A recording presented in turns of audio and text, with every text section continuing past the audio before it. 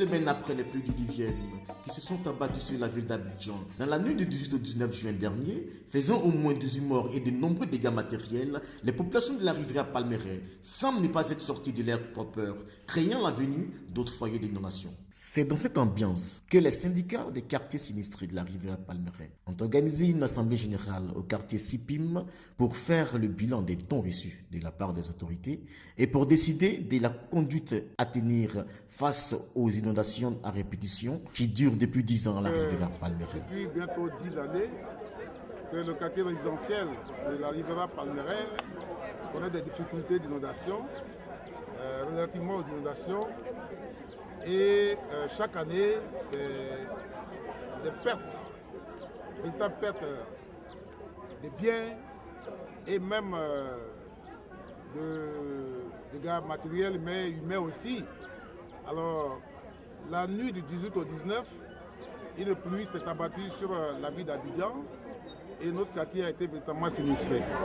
Il est revenu à M. Pagné, porte-parole de la cellule de crise, cellule qui s'est formée dès les premières heures des inondations, de faire le point de la distribution des vivres et des non-vivres offerts par la première dame, par la mairie de Cocody et par des personnes de bonne volonté. Mais malheureusement, le constat est que les populations de la rivière Palmeraie dénoncent le fait qu'ils n'ont reçu aucun don de la part de la cellule de crise et demandent des comptes. Il a fallu l'intervention de M. Céric Bantré, président de l'OCDPR et de son bureau pour demander aux riverains de savoir garder raison face au manquement du comité de crise qui ont cru bien faire en prenant certaines initiatives. Sur la question de l'attitude à tenir face aux inondations dans leur cité, M. Céric Ba et son bureau n'écartent pas l'option de poursuivre l'État de Côte d'Ivoire pour réparation, car selon eux, l'État de Côte d'Ivoire est responsable de la catastrophe qui dure depuis 10 ans. À l'Assemblée générale du 24, l'OCDPR, l'Assemblée générale, au nom de sa souveraineté, nous a mandaté d'installer un procès